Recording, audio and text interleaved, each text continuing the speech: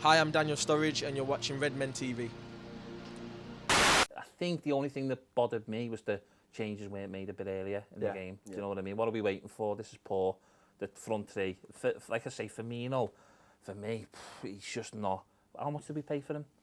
32 million pounds. You're like, my word, you know, he's just doesn't look good enough. We were talking about when we was on the drive home show, and I said there was a moment in that second half when he's chasing the ball down, and the left back or whatever gets to it first. And if that was Suarez, and I know it's hard to when you're comparing people to Luis Suarez because he's something else, but just in terms of like he basically gives it up.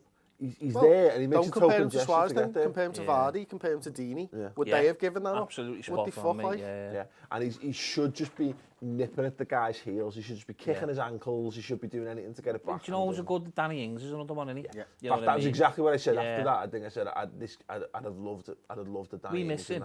I think he's going to be a really, really big player for Liverpool, Danny Ings, because, like you say before, it's that kind of pressing thing. You said it's hard to compare when you've got Suarez's, but like Chris said, there's so many forwards, even Harry Kane for Tottenham, lads who work hard, like Vardy, constantly on your feet. We've seen it with Dini yesterday. Yeah. We've seen the difference. And you're looking at him going, I know, I prefer in my team at the moment. Absolutely. I'm not, you know, Danny Ings is going to be a massive player for us because you need that. But Klopp should be Firmino by the collar and saying, look, you need to work harder. Yeah. He's almost going through the motions. Oh yeah, I'll just jog over and make it look like I'm making an attempt. But the moment Liverpool supporters can see right through it, and you can see right through the lad at the moment. I'm sorry, he's not putting enough in. For me, I think I said it to you during the game, Paul. Firmino, he looks like he's scared of getting the ball. He looked like he was making runs so that he wouldn't receive the ball. Yeah. Like he's looking, where's the defender? I'll run near him and he won't pass it to me because I think he's in such bad fucking form at the moment. He doesn't want it. He doesn't want the ball at his feet. He just looks like he's lost. He'd rather just maybe try and get on the end of something if he can, rather than actually...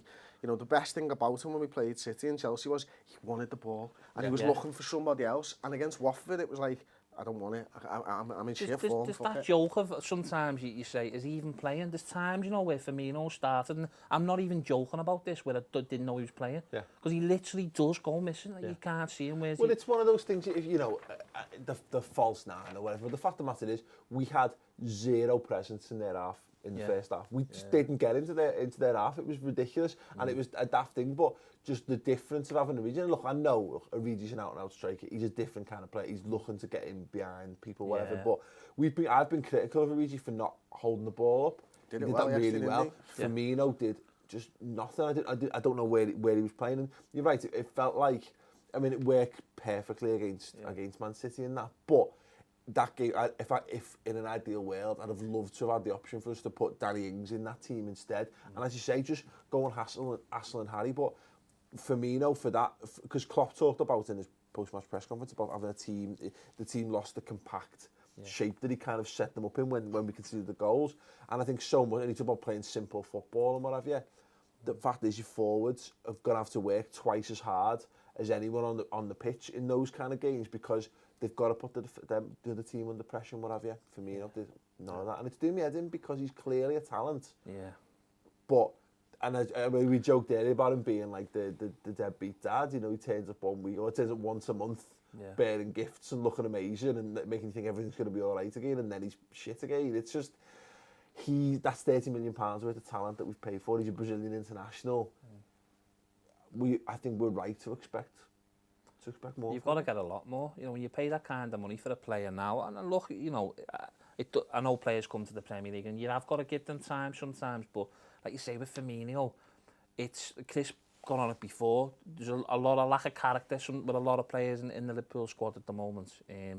And Firmino is probably the main culprit for that, and that's the problem. He's a big talent in that, but he's not working hard enough to put that right. But this is the thing, it's like inspiring the players around you, because you've got Jordan Henderson flying around, great. Milner does it when he's in there. I think Lallana naturally does it. Yeah.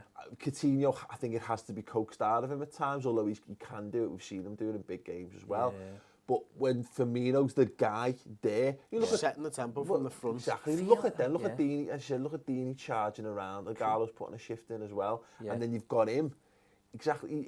We should be looking at him going, yeah, fuck it. Our striker is putting a shift in. For me, that's where it all starts. You know, we'll go back to Suarez how many times over the years, but You know, when everyone's looking at the pitch, the guy up front is basically chasing lost causes. And if the guy up front's willing to do it, and he's running along 4 players, and there's fucking no chance of him getting the ball, then everybody else goes, well, if he's fucking doing it, I'm going to do it as well, because I've got more chance of getting the ball. Yeah, like. absolutely. Yeah, 100%. no, absolutely, fully agree. It's an interesting one on the Firmino thing. I was interested in other people's thoughts on that. You know, I don't think he can be considered anything less than a disappointment so far. He's got a lot.